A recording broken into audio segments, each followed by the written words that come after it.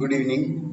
Already ಏನ್ ಮಾಡಿದ್ವಿಪ್ಪ ಅಂದ್ರೆ ಮೊಣೆರಾ ಸಾಮ್ರಾಜ್ಯದ ಬಗ್ಗೆ ಅಭ್ಯಾಸ ಮಾಡಿದ್ವಿ. ಮೊಣೆರಾ ಸಾಮ್ರಾಜ್ಯದಲ್ಲಿ ಬರುವಂತಹ ಪ್ರೊಕ್ಯಾರಿಯೋಟಿಕ್ ಜೀವಿಗಳಾದಂತಹ ಬ್ಯಾಕ್ಟೀರಿಯಾ ಮತ್ತು ನೀಲಿ ಹಸಿರು ಶೈವಾಲಗಳ ಬಗ್ಗೆ ನಮ್ಮ ಹೊಸ ಸಿಲೆಬಸ್ ಅಲ್ಲಿ ತುಂಬಾ ಕಡಿಮೆ ವಿವರಣೆ ಕೊಟ್ಟಿದ್ದಾರೆ.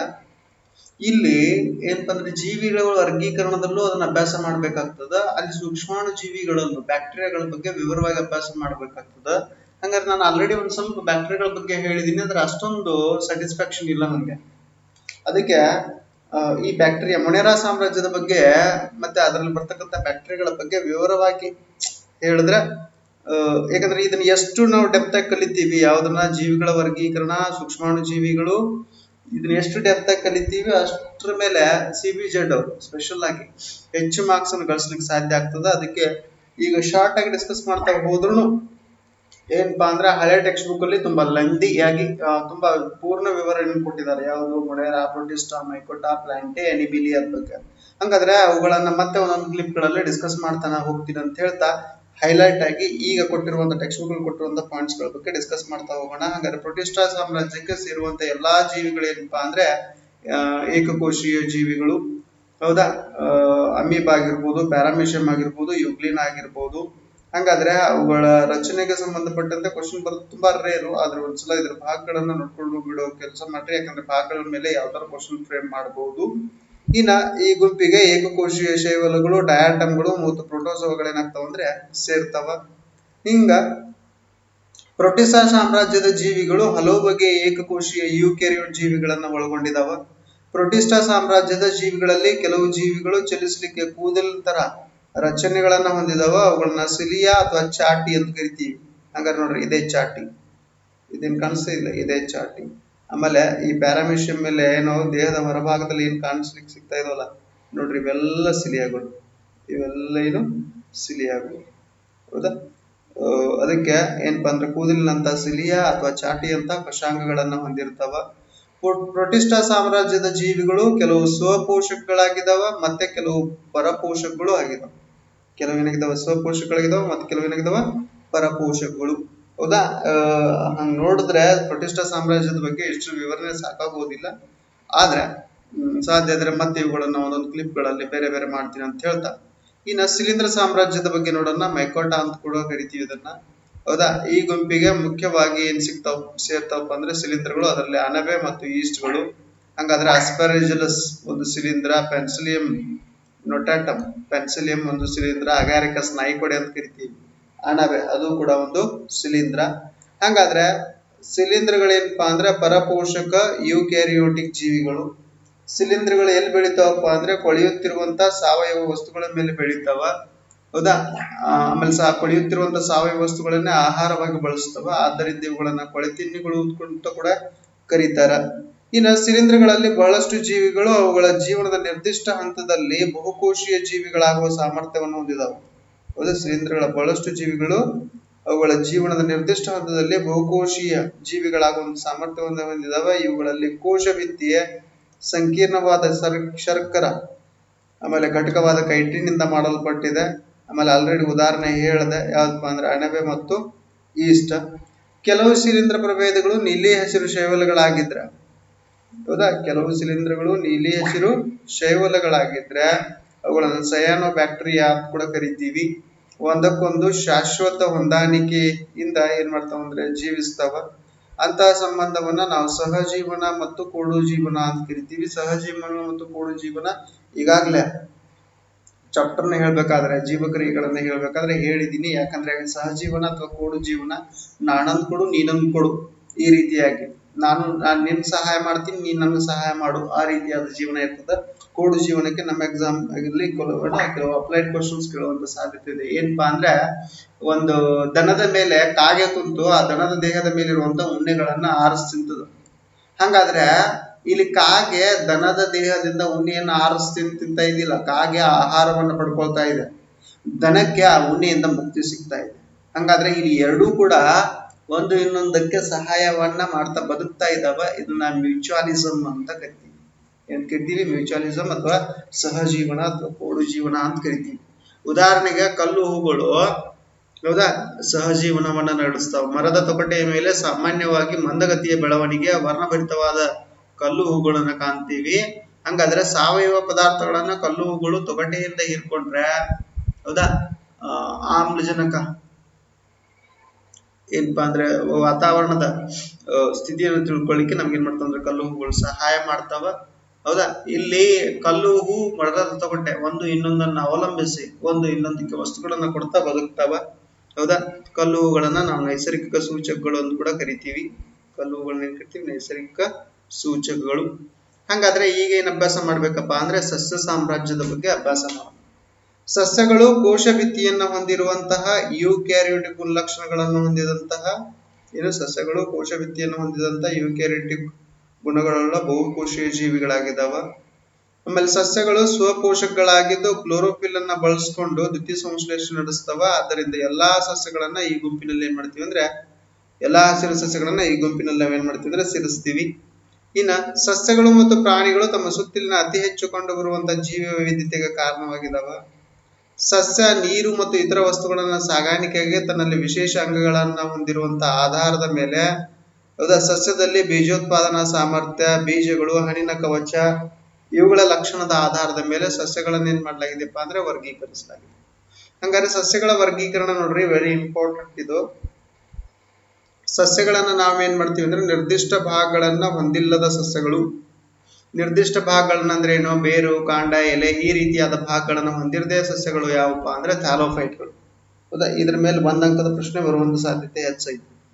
ಇನ್ನ ನಿರ್ದಿಷ್ಟ ಭಾಗಗಳನ್ನ ಹೊಂದಿರುವಂತಹ ಸಸ್ಯಗಳು ಯಾವಪ್ಪ? ನಿರ್ದಿಷ್ಟ ಭಾಗಗಳನ್ನ ಹೊಂದಿರುವಂತಹ ಸಸ್ಯಗಳು ಅದರಲ್ಲಿ ವಾಹಕ ಅಂಗಾಂಶ ಸಹಿತ ಅಂತ ಬರ್ತಾವ, ವಾಹಕ ಅಂಗಾಂಶ ರಹಿತ ಅಂತ ಬರ್ತಾವ. ಹಂಗಾದ್ರೆ ವಾಹಕ ಅಂಗಾಂಶ ರಹಿತ ಸಸ್ಯಗಳಲ್ಲಿ ಹೌಸೆ ಸಸ್ಯಗಳು ಸಸ್ಯ ಸಾಮ್ರಾಜ್ಯದ ಉಭಯವಾಸಿಗಳು ಅಂತ ಕರಿತೀವಿ. ಇನ್ನು ವಾಹಕ ಅಂಗಾಂಶ ಸಹಿತ ಸಸ್ಯಗಳಲ್ಲಿ ಬೀಜಗಳನ್ನು ಉತ್ಪಾದಿಸುವಂತಹ ಸಸ್ಯಗಳನ್ನ ನಾವು ಪುಚ್ಚ ಸಸ್ಯಗಳು ಅಂತ ಕರಿತೀವಿ. ಆಮೇಲೆ ಬೀಜಗಳನ್ನ ಉತ್ಪಾದಿಸುವ ಅದರಲ್ಲೂ 2 ರೀತಿಯಾದಂತಹ ಬೀಜಗಳನ್ನು ಉತ್ಪಾದಿಸುವಂತಹ ಸಸ್ಯಗಳು, ಒಂದು ನಗ್ನ ಬೀಜ ಸಸ್ಯಗಳು, ಇನ್ನೊಂದು ಆವೃತ್ತ ಬೀಜ ಸಸ್ಯಗಳು. ವೆರಿ ಸಾರಿ, ಇಲ್ಲೇನ್ ಹೇಳ್ದಪ್ಪ ಅಂದ್ರೆ ವಾಹಕ ಅಂಗಾಂಶ ಸಹಿತದಲ್ಲಿ ಮತ್ತೆ 2 ವಿಧಗಳನ್ನ ಮಾಡ್ತೀವಿ. ಒಂದು ಬೀಜಗಳನ್ನ ಉತ್ಪಾದಿಸದ ಸಸ್ಯಗಳು. ಹೌದಾ, ಪುಚ್ಚ ಸಸ್ಯಗಳಲ್ಲಿ ಯಾವುದೇ ಬೀಜಗಳು ಇರೋದಿಲ್ಲ, ಬೀಜಗಳನ್ನು ಉತ್ಪಾದಿಸುವ ಸಸ್ಯಗಳು ಅಂತ ವರ್ಗೀಕರಿಸ್ತೀವಿ. ಇಲ್ಲೇನಪ್ಪಾ ಅಂದ್ರೆ 2 ರೀತಿಯಾದ ಬೀಜಗಳನ್ನು ಕಾಣ್ತೀವಿ, ನಗ್ನ ಬೀಜಗಳು. ಹೌದಾ, ಆಮೇಲೆ ಆವೃತ್ತ ಬೀಜಗಳು ಆಂಜಿಯೋಸ್ಪರ್ಮ್ಸ್ ಮತ್ತು ಜಿಮ್ನೋಸ್ಪರ್ಮ್ಸ್ ಅಂತ ಕರಿತೀವಿ. ಹಂಗಾದ್ರೆ ಅನಾವೃತ್ತ ಬೀಜ ಸಸ್ಯಗಳು ಯಾವ ಬೀಜಗಳು ಹಣ್ಣಿನ ಕವಚದಿಂದ ಆವೃತ್ತವಾಗಿಲ್ವೋ ಅವುಗಳನ್ನ ಅನಾವೃತ್ತ ಬೀಜ ಸಸ್ಯಗಳು ಅಂತ ಕರಿತೀವಿ. ಆಮೇಲೆ ಯಾವ ಬೀಜಗಳು ಅಥವಾ ಹಣ್ಣಿನ ಏನಪ್ಪಾ ಹಣ್ಣುಗಳು ಒಂದು ಹೊದಿಕೆಯನ್ನು ಹೊಂದಿದಾವ, ಆವೃತ್ತವಾದ ಪೊರೆಯನ್ನು ಹೊಂದಿದಾವ, ಅವುಗಳನ್ನ angiosperms. Angion refers to capsule, ಆಮೇಲೆ sperma refers to seed, gymnosperm refers to naked, ಆಮೇಲೆ ಸೀಡ್ ರೆಫರ್ಸ್ ಟು ಏನಪ್ಪಾ ಅಂದ್ರೆ ಸ್ಪರ್ಮಾ ರೆಫರ್ಸ್ ಟು ಸೀಡ್. ಹೌದಾ, ಆಂಜಿಯೋಸ್ಪರ್ಮ್ಸ್, ಜಿಮ್ನೋಸ್ಪರ್ಮ್ಸ್ ಗಳ ಬಗ್ಗೆ ನಾವೇನ್ ಮಾಡಿದ್ವಿ ಅಂದ್ರೆ ನಮ್ಮ ಹಿಂದಿನ ಕ್ಲಾಸ್ಗಳಲ್ಲಿ ಅಥವಾ ಏನೋ ಹೈಯರ್ ಕ್ಲಾಸ್ಗಳಲ್ಲಿ ಅಭ್ಯಾಸ ಮಾಡಿದ್ವಿ. ಹಂಗಾದ್ರೆ ಏನಪ್ಪಾ ಅಂದ್ರೆ ಏನು ಆಂಜಿಯೋಸ್ಪರ್ಮ್ಸ್ ಇದ್ದು ಅವುಗಳನ್ನ ಮತ್ತೇನ್ ಮಾಡ್ತೀವಿ ಅಂದ್ರೆ ಆವೃತ್ತ ಬೀಜ ಸಸ್ಯಗಳನ್ನ 2 ರೀತಿಯಾಗಿ ವರ್ಗೀಕರಿಸ್ತೀವಿ. 2 ದಳಗಳನ್ನ ಹೊಂದಿದಂತಹ ಬೀಜಗಳು, 1 ದಳವನ್ನ ಹೊಂದಿದಂತಹ ಬೀಜಗಳು. 2 ದಳಗಳನ್ನ ಹೊಂದಿದಂತಹ ಬೀಜಗಳನ್ನ ನಾವು ದ್ವಿದಳ ಅಂತ ಕರಿತೀವಿ. 1 ಬೀಜ ದಳವನ್ನು ಹೊಂದಿದಂತಹ ಸಸ್ಯಗಳನ್ನ ನಾವು ಏಕದಳ ಅಂತ ಕರಿತೀವಿ. ಹಾಗಾದ್ರೆ ಸಸ್ಯಗಳ ವರ್ಗೀಕರಣದ ಬಗ್ಗೆ ತಿಳ್ಕೊಂಡ್ವಿ. ಇನ್ನು ಸಸ್ಯಗಳಲ್ಲೇ ಅತ್ಯಂತ ಕೆಳಮಟ್ಟದ ಸಸ್ಯ ಯಾವ್ದಪ್ಪ ಅಂದ್ರೆ ಥ್ಯಾಲೋಫೈಟ್ಗಳು. ಅವುಗಳನ್ನ ಶೈವಲಗಳು ಅಂತ ಕರಿತೀವಿ. ಶೈವಲಗಳಲ್ಲಿ ಮತ್ತೆ ಹಲವಾರು ವಿಧಗಳು ಬರ್ತಾವ, ಕಂದು ಶೈವಲ, ಕೆಂಪು ಶೈವಲ, ನೀಲಿ ಶೈವಲ ಅಂತೇಳಿ. ಹಂಗಾದ್ರೆ ಇಲ್ಲಿ ಏನಪ್ಪಾ ಅಂದ್ರೆ ಎಲೋಥ್ರಿಕ್ಸ್ ಒಂದು ಉದಾಹರಣೆ ಇದೆ. ಹೌದಾ, ಆಮೇಲೆ ಕ್ಲಾಡೋಫೋರ್ ಅಂತ ಒಂದು ಉದಾಹರಣೆ ಇದೆ, ಇದು ಥ್ಯಾಲೋಫೈಟ್ ಉದಾಹರಣೆ. ಉಲ್ವಾ ಅಂತ ಒಂದು ಉದಾಹರಣೆ ಇದೆ, ಇದು ಕೂಡ ಏನಪ್ಪಾ ಅಂದ್ರೆ ಥ್ಯಾಲೋಫೈಟ್ಗೆ ಅಥವಾ ಶೈವಲಗಳಿಗೆ ಉದಾಹರಣೆ. ಸ್ಪೈರೋಗೈರಾ ಅಂತ ಬರ್ತದೆ, ಇದ್ರ ಬಗ್ಗೆ ಬಹಳ ವಿವರವಾಗಿ ಅಭ್ಯಾಸ ಮಾಡಿದೀವಿ. ಹೌದಪ್ಪ, ಏನಪ್ಪಾ ಅಂದ್ರೆ ಇದು ನೀರಿನಲ್ಲಿರುವಂತಹ ರೇಷ್ಮೆ. ಇದ್ರ ಮೇಲೆ ಒಂದು ಅಪ್ಲೈಡ್ ಕ್ವಶನ್ ಬರ್ತದೆ. ಹೌದಾ, ನೀರಿನಲ್ಲಿರುವಂತಹ ಚಿನ್ನದ ನಾರು ಯಾವುದು? ಅದು ಯಾವ್ದಪ್ಪ ಅಂದ್ರೆ ಸ್ಪೈರೋಗೈರಾ. ಇದನ್ನ ನಾವೇನ್ ಮಾಡ್ತೀವಿ ಅಂದ್ರೆ ಕೃತಕ ನೂಲುಗಳ ತಯಾರಿಕೆಯಲ್ಲಿ ಬಳಸ್ತೀವಿ. ಕ್ಯಾರಾ ಅಂತ ಬರ್ತದೆ, ಇದು ಕೂಡ ಒಂದು ಥ್ಯಾಲೋಫೈಟ್. ಇನ್ನ ಈ ಥ್ಯಾಲೋಫೈಟ್ ಗಳಿಗೆ ಉದಾಹರಣೆಯನ್ನು ನೋಡೋದಾದ್ರೆ ಸ್ಪೈರೋಗೈರಾ, ಅಲೋಥ್ರಿಕ್ಸ್, ಕ್ಲಾಡೋಫೋರಾ ಮತ್ತು ಕಾರ. ಥ್ಯಾಲೋಫೈಟ್ ಉಪವರ್ಗದ ಏನಪ್ಪಾ ಅಂದ್ರೆ ಸಸ್ಯದ ದೇಹವು ವಿಶಿಷ್ಟ ಭಾಗಗಳಾಗಿ ಪ್ರತ್ಯೇಕಿಸಲು ಸಾಧ್ಯವಿಲ್ಲದಂತ ಸಸ್ಯ ದೇಹವನ್ನ ಏನ್ ಮಾಡ್ಲಿಕ್ಕೆ ಸಾಧ್ಯ ಇಲ್ಲಪ್ಪ ಅಂದ್ರೆ ವಿವಿಧ ಭಾಗಗಳಾಗಿ ಪ್ರತ್ಯೇಕಿಸ್ಲಿಕ್ಕೆ ಸಾಧ್ಯ ಇಲ್ಲ. ಆಮೇಲೆ ಏನಪ್ಪಾ ಅಂದ್ರೆ ಅತ್ಯಂತ ಕೆಳಮಟ್ಟದ ರಚನೆಯನ್ನ ಹೊಂದಿದಾವ ಯಾವುವು ಥ್ಯಾಲೋಫೈಟ್ಗಳು. ಥ್ಯಾಲೋಫೈಟ್ಗಳು. ಇನ್ನ ಥ್ಯಾಲೋಫೈಟ್ ನ ಗುಂಪಿನ ಸಸ್ಯಗಳನ್ನ ಸಾಮಾನ್ಯವಾಗಿ ಶೈವಲ್ಗಳಂತೂ ಕೂಡ ಕರೀತಾರ. ಥ್ಯಾಲೋಫೈಟ್ ನ ಗುಂಪಿನ ಸಸ್ಯಗಳು ಪ್ರಧಾನವಾಗಿ ಜಲವಾಸಿಗಳಾಗಿದಾವ. ಹೌದಾ? ಹಂಗಾದ್ರೆ ಇಷ್ಟು ಏನಪ್ಪಾ ಅಂದ್ರೆ ಥ್ಯಾಲೋಫೈಟ್ ಗಳ ಬಗ್ಗೆ. ಇನ್ನ ಆವಾಸಯ ಸಸ್ಯಗಳ ಬಗ್ಗೆ ತಿಳ್ಕೊಳ್ಳೋಣ. ಹೌದಾ? ಥ್ಯಾಲೋಫೈಟ್ ಗಳಿಗಿಂತನೂ ಸ್ವಲ್ಪ ಬೆಳವಣಿಗೆ ಹೊಂದಿದಂತಹ ಸಸ್ಯಗಳು ಯಾವಪ್ಪ ಅಂದ್ರೆ ಆವಾಸಯ ಸಸ್ಯಗಳು, ಅದನ್ನ ಬ್ರಯೋಫೈಟ್ಸ್ ಅಂತ ಕರಿತೀವಿ. ಸಸ್ಯ ಸಾಮ್ರಾಜ್ಯದ ಉಭಯವಾಸಿಗಳು. ಹಂಗಾದ್ರೆ ಈ ಸಸ್ಯ ಸಾಮ್ರಾಜ್ಯದ ಉಭಯವಾಸಿಗಳಿಗೆ ಉದಾಹರಣೆ ಯಾವ್ದಪ್ಪ ಅಂದ್ರೆ ಸಸ್ಯ ಸಾಮ್ರಾಜ್ಯದ ಉಭಯವಾಸಿಗಳಿಗೆ ಉದಾಹರಣೆ ಯಾವಪ್ಪ ಅಂದ್ರೆ ರಿಕ್ಸಿ ಆಗಿರ್ಬೋದು, ಮಾಕ್ಸಿನಿ ಆಗಿರ್ಬೋದು, ಟ್ಯುನೇರಿಯಾ ಆಗಿರ್ಬೋದು. ಇದೇನಪ್ಪಾ ಅಂದ್ರೆ ಉದಾಹರಣೆ. ಹಾಗಾದ್ರೆ ಆವಾಸಯ ಸಸ್ಯಗಳು ಸಸ್ಯ ಸಾಮ್ರಾಜ್ಯದ ಉಭಯವಾಸಿಗಳು. ನೀರು ಮತ್ತು ನೆಲದ ಮೇಲೆ ಬದುಕಲಿಕ್ಕೆ ಸಮರ್ಥವಾದಂತ ಮೊಟ್ಟ ಮೊದಲ ಸಸ್ಯಗಳು. ಸಸ್ಯ ದೇಹವನ್ನ ಕಾಂಡು ಎಲೆ ರಚನೆಗಳಾಗಿ ಏನ್ ಮಾಡ್ತೀವಿ ವಿಂಗಡಿಸ್ತೀವಿ. ಆದ್ರೆ ಸಸ್ಯಗಳಲ್ಲಿ ನೀರು ಮತ್ತು ಇತರ ವಸ್ತುಗಳನ್ನ ಸಾಗಾಣಿಕೆಗೆ ವಿಶೇಷವಾದ ಏನು ಫ್ಲೋಯಮ್ ಮತ್ತು ಜೈಲಮ್ ಅಂತ ಕರಿತೀವಲ್ಲ ಅಂತಹ ರಚನೆಗಳು ನಮ್ಗೆ ನೋಡ್ಲಿಕ್ಕೆ ಸಿಗೋದಿಲ್ಲ. ಎಲ್ಲಿ? ಆವಾಸೆ ಸಸ್ಯಗಳಲ್ಲಿ. ಆವಾಸೆ ಸಸ್ಯಗಳಲ್ಲಿ. ಇನ್ನ ಪುಚ್ಚ ಸಸ್ಯಗಳ ಬಗ್ಗೆ ಅಭ್ಯಾಸ ಮಾಡೋಣ. ಇದನ್ನ ಟೆರಿಡೋಫೈಟ್ಸ್ ಅಂತ ಕರೀತಾರೆ. ಏನಂತ ಕರೀತಾರ? ಟೆರಿಡೋಫೈಟ್ಸ್ ಅಂತ ಕರೀತಾರ. ಹಂಗಾದ್ರೆ ಟೆರಿಡೋಫೈಟ್ಸ್ ಪುಚ್ಚ ಸಸ್ಯಗಳ ಬಗ್ಗೆ ಅಭ್ಯಾಸ ಮಾಡೋಣ. ಹೌದಾ? ಇವೇನಪ್ಪಾ ಅಂದ್ರೆ ಭೂಮಿಯ ಮೇಲೆ ಬದುಕಲಿಕ್ಕೆ ಪೂರ್ಣವಾಗಿ ಭೂಮಿಯ ಮೇಲೆ ಬದುಕಲಿಕ್ಕೆ ಸಮರ್ಥವಾದಂತ ಮೊಟ್ಟ ಮೊದಲ ಸಸ್ಯಗಳು. ಹಂಗಾದ್ರ ಉದಾಹರಣೆ ಯಾವಪ್ಪ ಪುಚ್ಚ ಸಸ್ಯಗಳಿಗೆ? ಜರ್ರಿ ಸಸ್ಯಗಳು, ಹೌದಾ, ಮಾರ್ಸಿಲಿಯಾ ಸಸ್ಯಗಳು, ಆಮೇಲೆ ಹಾಸ್ಟೈಲ್ ಸಸ್ಯಗಳು. ಹೌದಾ? ಮಾರ್ಸಿಲಿಯಾದಲ್ಲಿ ನೋಡ್ರಿ ಏನ್ ಮಾಡಿದಾರೆ ಎಕ್ಸಾಂಪಲ್ ಕೊಟ್ಟಿದಾರ. ಹೌದಾ? ಎಲೆ, ಕಾಂಡ, ಬೇರು ಅಂತ ವರ್ಗೀಕರಿಸ್ಲಿಕ್ಕೆ ಸಾಧ್ಯ ಆಗ್ತದೆ. ಎಲ್ಲಿ? ಪುಚ್ಚ ಸಸ್ಯಗಳಲ್ಲಿ. ಆಮೇಲೆ ಆವಾಸಯ ಸಸ್ಯಗಳು ಏನಂತ ಅಭ್ಯಾಸ ಮಾಡಿದ್ವಲ್ಲ, ಆವಾಸಯ ಸಸ್ಯಗಳಲ್ಲಿ ಬೇರು ಏನು ಎಲೆ ಮತ್ತು ಕಾಂಡದ ರೀತಿಯ ರಚನೆಗಳು ಕಂಡು ಬರ್ತಾವ. ಏನೋ ಬೇರುಗಳು ಕಂಡು ಬರೋದಿಲ್ಲ. ಆ ಬೇರುಗಳನ್ನ ನಾವು ರಜೈಟ್ಸ್ ಅಂತ ಕರಿತೀವಿ. ಆಮೇಲೆ ಈ ರೀತಿಯಾದಂತ ಯಾವುದೇ ರಚನೆಗಳು ಥ್ಯಾಲೋಫೈಟ್ ಗಳಲ್ಲಿ ಏನಾಗೋದಿಲ್ಲಪ್ಪ ಅಂದ್ರೆ ಕಂಡು ಬರೋದಿಲ್ಲ. ಹಂಗಾದ್ರೆ ಪುಚ್ಚ ಸಸ್ಯಗಳು ಗುಂಪಿನ ಪುಚ್ಚ ಸಸ್ಯಗಳ ಗುಂಪಿಗೆ ಏನೇನು ಗುಂಪು ಸಸ್ಯಗಳು ಸೇರ್ತಾವಲ್ಲ ಅವು ಬೇರು, ಕಾಂಡ, ಎಲೆಗಳನ್ನ ಹೊಂದಿದ್ದು ನೀರು ಮತ್ತು ಇತರೆ ವಸ್ತುಗಳನ್ನ ಸಸ್ಯದ ಒಂದು ಭಾಗದಿಂದ ಇನ್ನೊಂದು ಭಾಗಕ್ಕೆ ಸಾಗಿಸ್ಲಿಕ್ಕೆ ವಿಶೇಷವಾದ ಅಂಗಗಳನ್ನ ಹೊಂದಿದ್ದಾವೆ.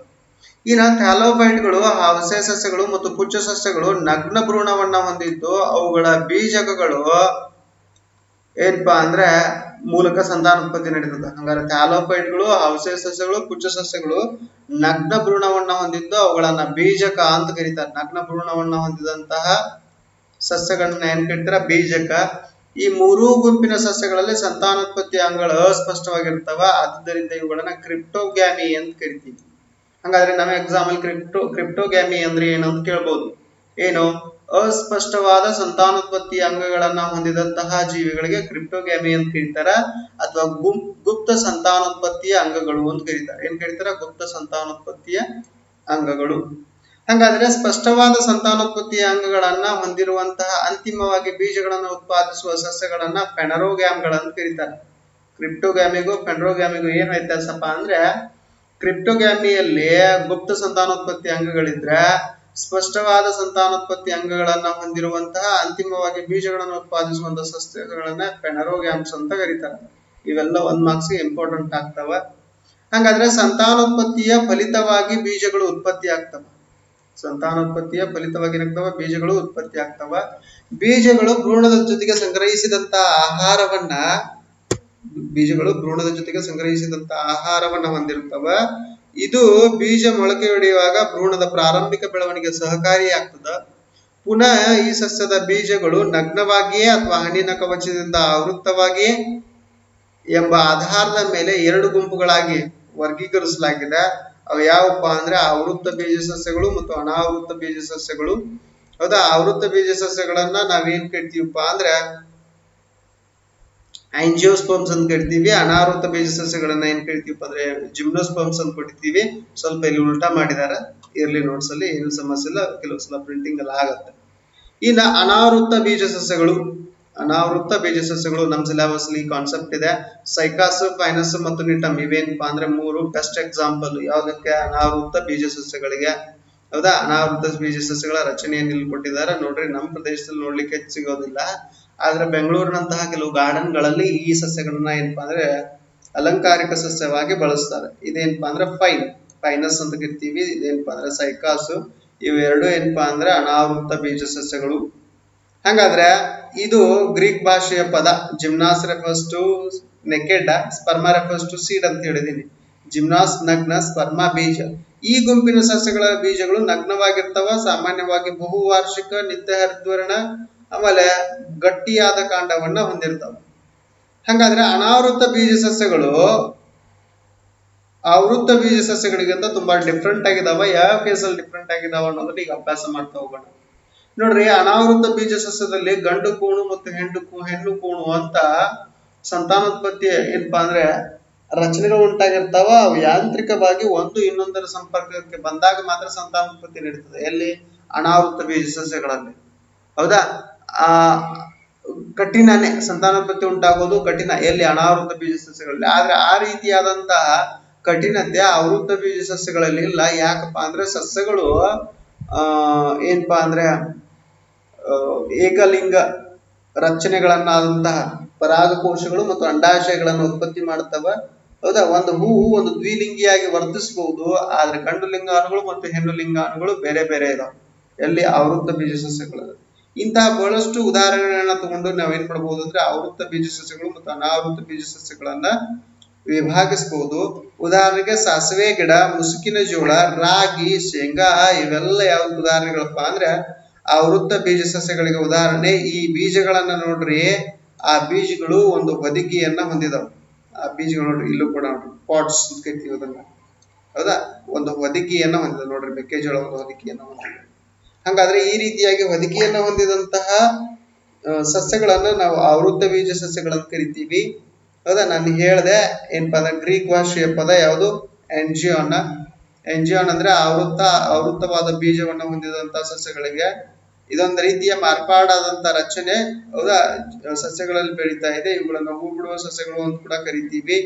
ಇನ್ನ ಬೀಜದಳಗಳನ್ನ ಆಧರಿಸಿ ಆವೃತ್ತ ಬೀಜ ಸಸ್ಯಗಳನ್ನ ಎರಡು ಗುಂಪುಗಳಾಗಿ ವರ್ಗೀಕರಿಸಲಾಗಿದೆ. ಆ ಬೀಜದಳಗಳ ಆಧಾರದ ಮೇಲೆ ವರ್ಗೀಕರಿಸಿದಂತ ಸಸ್ಯಗಳು ಯಾವಪ್ಪ ಅಂದ್ರೆ ಏಕದಳ ಸಸ್ಯಗಳು ಮತ್ತು ದ್ವಿದಳ ಸಸ್ಯಗಳು. ಒಂದು ಬೀಜದಳವನ್ನ ಹೊಂದಿದ್ರೆ ಏಕದಳ ಸಸ್ಯ, ಆಮೇಲೆ ಎರಡು ಬೀಜದಳಗಳನ್ನ ಹೊಂದಿದ್ರೆ ದ್ವಿದಳ. ಇನ್ನ ಒಂದಷ್ಟು ಏನ್ ಮಾಡಿದಾರಪ್ಪ ಅಂದ್ರೆ ಇಲ್ಲಿ ಕ್ವಶನ್ಸ್ ಅನ್ನ ಕೇಳಿದಾರೆ. ಆ ಕ್ವಶನ್ಸ್ ಅನ್ನ ಡಿಸ್ಕಸ್ ಮಾಡೋಣ. ಜೀವಿಗಳನ್ನ ಮೊನೆರಾ ಮತ್ತು ಪ್ರೊಟಿಸ್ಟಾ ಸಾಮ್ರಾಜ್ಯಗಳಲ್ಲಿ ವರ್ಗೀಕರಿಸಲು ಹೊಂದಿರಬೇಕಾದ ನಿಯಮಗಳೇನು? ಮೊನೆರಾ ಸಾಮ್ರಾಜ್ಯದ ಜೀವಿಗಳಲ್ಲಿ ನಿರ್ದಿಷ್ಟವಾದ ಕೋಶ ಕೇಂದ್ರ, ಕಣದಂಗಗಳಾಗ್ಲಿ ಅಥವಾ ಬಹುಕೋಶೀಯ ರಚನೆ ಆಗ್ಲಿ ಕಂಡು ಬರೋದಿಲ್ಲ. ಅದಕ್ಕೆ ಅವುಗಳನ್ನ ಮೊನೆರಾ ಸಾಮ್ರಾಜ್ಯದ ಜೀವಿಗಳಂತ ಕರಿತೀವಿ ಅಥವಾ ಪ್ರೋಕ್ಯಾರಿಯೋಟಿಕ್ ಜೀವಿಗಳು ಅಂತ ಕರಿತೀವಿ. ಇನ್ನ ಪ್ರೊಟಿಸ್ಟಾ ಸಾಮ್ರಾಜ್ಯದ ಜೀವಿಗಳಲ್ಲಿ ನಿರ್ದಿಷ್ಟವಾದ ಕೋಶ ಕೇಂದ್ರ, ಕಣದಂಗಗಳು ಕಂಡು ಬರ್ತಾವ. ಪ್ರೊಟಿಸ್ಟಾ ಸಾಮ್ರಾಜ್ಯದ ಜೀವಿಗಳು ಯೂಕ್ಯಾರಿಯೋಟಿಕ್ ರಚನೆಯನ್ನ ತೋರ್ಪಡಿಸ್ತಾವ. ಅದಕ್ಕೆ ನಾವೇನ್ ಮಾಡ್ಬೋದು ಅಂದ್ರೆ ಮೊನೆರಾ ಮತ್ತು ಪ್ರೊಟಿಸ್ಟಾ ಸಾಮ್ರಾಜ್ಯದ ಜೀವಿಗಳನ್ನ ಬಹಳ ಸರಾಗವಾಗಿ ವಿಂಗಡಿಸಬಹುದು. ಒಂದು ಏಕಕೋಶೀಯ ಪ್ರೋಕ್ಯಾರಿಯೋಟಿಕ್ ಮತ್ತು ದ್ಯುತಿಸಂಶ್ಲೇಷಣೆ ಕ್ರಿಯೆ ನಡೆಸುವ ಜೀವಿಯನ್ನು ಯಾವ ಸಾಮ್ರಾಜ್ಯದಲ್ಲಿ ವರ್ಗೀಕರಿಸುವರಿ? ಹೌದಾ, ಒಂದು ಏಕಕೋಶೀಯ ದ್ಯುತಿಸಂಶ್ಲೇಷಣೆಯನ್ನ ನಡೆಸುವಂತಹ ಜೀವಿಯನ್ನ ನಾವೇನ್ ಮಾಡ್ತೀವಪ್ಪ ಅಂದ್ರೆ ಪ್ರೊಟಿಸ್ಟಾ ಸಾಮ್ರಾಜ್ಯದಲ್ಲಿ ವರ್ಗೀಕರಿಸ್ತೀವಿ. ಇನ್ನು ವರ್ಗೀಕರಣದ ಮಜಲುಗಳಲ್ಲಿ ಯಾವ ವರ್ಗವು ಕಡಿಮೆ ಸಂಖ್ಯೆಯ ಜೀವಿಗಳನ್ನ ಹಾಗೂ ಹೆಚ್ಚು ಸಾಮಾನ್ಯ ಗುಣಲಕ್ಷಣಗಳನ್ನ ಹೊಂದಿದೆ? ಯಾವ ವರ್ಗವು ಅತಿ ಹೆಚ್ಚು ಜೀವಿಗಳನ್ನ ಒಳಗೊಂಡಿದೆ ಅಂತ ಕೇಳಿದ್ದಾರೆ. ಹಾಗಾದ್ರೆ ವರ್ಗೀಕರಣದ ಮಜಲುಗಳಲ್ಲಿ ಪ್ರಭೇದ, ಹೌದಾ, ಹೆಚ್ಚು ಸಂಖ್ಯೆಯ ಜೀವಿಗಳನ್ನ ಒಳಗೊಂಡಿದ್ದು ಹೆಚ್ಚು ಸಾಮಾನ್ಯವಾದ ಗುಣಲಕ್ಷಣಗಳನ್ನ ಹೊಂದಿದೆ. ಯಾವುದು? ಸ್ತನಿ ಅಥವಾ ಪ್ರಭೇದ ಅಂತ ತಗೋಬಹುದು. ಅತಿ ಹೆಚ್ಚು ಜೀವಿಗಳನ್ನ ಹೊಂದಿರುವುದು ಯಾವ್ದಪ್ಪ ಅಂದ್ರೆ ಸಾಮ್ರಾಜ್ಯ. ಯಾವುದು? ಸಾಮ್ರಾಜ್ಯ. ಆ ಬೇಸ್ ಮೇಲೆ ಪ್ರಭೇದ ಅತಿ ಕಡಿಮೆ ಸಂಖ್ಯೆಯ ಜೀವಿಗಳನ್ನ ಹೊಂದಿರ್ತದೆ. ಯಾಕೆ? ಒಂದೇ ಇರ್ತದೆ, ನಿರ್ದಿಷ್ಟವಾಗಿರ್ತದೆ, ತಮ್ಮಲ್ಲೇ ಸಂತಾನೋತ್ಪತ್ತಿ ನಡೆಸ್ತದ. ಆದ್ರೆ ಸಾಮ್ರಾಜ್ಯ ಅನ್ನೋದು ಅತಿ ಹೆಚ್ಚು ಜೀವಿಗಳನ್ನ ಹೊಂದಿದ್ದು ಹಲವಾರು ವರ್ಗ, ಗುಂಪು, ಹೌದಾ, ಕುಟುಂಬ, ಹಿಂಗ ಮತ್ತೆ ಸಾಮ್ರಾಜ್ಯದಲ್ಲಿರುವಂತಹ ಜೀವಿಗಳನ್ನ ವರ್ಗೀಕರಿಸ್ತಾ ಬಂದು ಕೊನೆಯದಾಗಿ ಅದರ ಪ್ರಭೇದವನ್ನ ಹೆಸರಿಸ್ತೀವಿ. ವರ್ಗೀಕರಣದ ಮೂಲ ಘಟಕವೇ ಏನಪ್ಪಾ ಅಂದ್ರೆ ಪ್ರಭೇದ. ಹೌದಾ. ಇನ್ನ ಸಸ್ಯಗಳಲ್ಲಿ ಅತ್ಯಂತ ಸರಳ ಜೀವಿಗಳನ್ನ ಒಳಗೊಂಡಿರುವ ವರ್ಗ ಯಾವುದು ಅಂತ ಕೇಳ್ತಾರ. ಸಸ್ಯಗಳಲ್ಲಿ ಅತ್ಯಂತ ಸರಳ ಜೀವಿಗಳನ್ನ ಒಳಗೊಂಡಂತ ವರ್ಗ ಯಾವಪ್ಪ ಅಂದ್ರೆ ಥ್ಯಾಲೋಫೈಟು ಅಥವಾ ಶೈವಲ ಸಸ್ಯಗಳು ಅತ್ಯಂತ ಸರಳ ಜೀವಿಗಳನ್ನ ಒಳಗೊಂಡಿರುವಂತಹ ವರ್ಗಗಳಾಗಿದ್ದಾವೆ. ಇನ್ನ ಪುಚ್ಚ ಸಸ್ಯಗಳು ಮತ್ತು ಹೂ ಬಿಡುವಂತಹ ಸಸ್ಯಗಳಿಗೆ ಹೇಗೆ ಭಿನ್ನವಾಗಿದ್ದಾವ? ಪುಚ್ಚ ಸಸ್ಯಗಳು ನಗ್ನ ಭ್ರೂಣವನ್ನ ಹೊಂದಿದಾವ. ಆದ್ರೆ ಹೂ ಬಿಡುವ ಸಸ್ಯಗಳು ಹೆಚ್ಚು ವಿಕಾಸ ಹೊಂದಿದ್ದು ಸಂತಾನೋತ್ಪತ್ತಿ ಅಂಗಗಳಾದ ಪುಂಕೇಸರಗಳು ಮತ್ತು ಅಂಡಾಶಯಗಳು ಏನಾಗ್ತಾವಪ್ಪ ಅಂದ್ರೆ ಉಂಟಾಗ್ತಾವ. ಪುಚ್ಚ ಸಸ್ಯಗಳಲ್ಲಿ ಸಂತಾನೋತ್ಪತ್ತಿ ಅಂಗಗಳು ಅಸ್ಪಷ್ಟವಾಗಿದಾವ. ಹೌದಾ. ಹೂ ಬಿಡುವಂತಹ ಸಸ್ಯಗಳಲ್ಲಿ ಸಂತಾನೋತ್ಪತ್ತಿ ಅಂಗಗಳು ಏನಾಗಿದಾವಪ್ಪ ಅಂದ್ರೆ ಸ್ಪಷ್ಟವಾಗಿದಾವ. ಪುಚ್ಚ ಸಸ್ಯಗಳು ಬೀಜಕಗಳನ್ನ ಉತ್ಪಾದಿಸ್ತಾವ. ಹೂ ಬಿಡುವ ಸಸ್ಯಗಳು ಬೀಜಗಳನ್ನ ಉತ್ಪಾದಿಸಿದ್ರೆ ಇವು ಬೀಜಗಳನ್ನು ಉತ್ಪಾದಿಸ್ತಾವ. ಇನ್ನ ಅನಾವೃತ್ತ ಬೀಜ ಸಸ್ಯಗಳು ಮತ್ತು ಆವೃತ್ತ ಬೀಜ ಸಸ್ಯಗಳು ಪರಸ್ಪರ ಹೇಗೆ ಭಿನ್ನವಾಗಿವೆ ಅಥವಾ ವ್ಯತ್ಯಾಸ ಬರೀರಿ ಅಂದ್ರೆ, ಅನಾವೃತ್ತ ಬೀಜ ಸಸ್ಯಗಳು ಹೂ ಬಿಡದ ಸಸ್ಯಗಳಾಗಿವೆ. ಆವೃತ್ತ ಬೀಜ ಸಸ್ಯಗಳು ಹೂ ಬಿಡುವಂತಹ ಸಸ್ಯಗಳಾಗಿವೆ. ಅನಾವೃತ್ತ ಬೀಜ ಸಸ್ಯಗಳಲ್ಲಿ ಬೀಜಗಳು ನಗ್ನವಾಗಿರ್ತಾವ. ಆವೃತ್ತ ಬೀಜ ಸಸ್ಯಗಳಲ್ಲಿ ಬೀಜಗಳು ಹಣ್ಣಿನಂತಹ ಮಾರ್ಪಾಡು ರಚನೆಯನ್ನ ಒಳಗೊಂಡಿರ್ತಾವ. ಇನ್ನ ಏನಪ್ಪಾ ಅಂದ್ರೆ ಅನಾವೃತ್ತ ಬೀಜ ಸಸ್ಯಗಳಿಗೆ ನಾನು ಹೇಳಿದ್ದೀನಿ ಸೈಕಾಸ್ಪೈನಸ್ ಮತ್ತು ನಿಟರ್. ಆವೃತ್ತ ಬೀಜ ಸಸ್ಯಗಳಿಗೆ ಉದಾಹರಣೆ ಯಾವಪ್ಪ ಅಂದ್ರೆ ಸಾಸಿವೆ ಗಿಡ, ಜೋಳ, ರಾಗಿ, ಶೇಂಗಾ. ಇಷ್ಟು ಏನಪ್ಪಾ ಅಂದ್ರೆ ಸಸ್ಯ ಸಾಮ್ರಾಜ್ಯ ಮತ್ತು ಸಸ್ಯ ಸಾಮ್ರಾಜ್ಯದ ವರ್ಗೀಕರಣ. ಹಾಗಾದ್ರೆ ನೆಕ್ಸ್ಟ್ ಕ್ಲಾಸ್ ಅಲ್ಲಿ ಏನ್ ಮಾಡೋಣಪ್ಪ ಅಂದ್ರೆ ಪ್ರಾಣಿ ಸಾಮ್ರಾಜ್ಯದ ಬಗ್ಗೆ ಅಭ್ಯಾಸ ಮಾಡೋಣ ಅಂತ ಹೇಳ್ತಾ ಥ್ಯಾಂಕ್ ಯು ಸೊ ಮಚ್.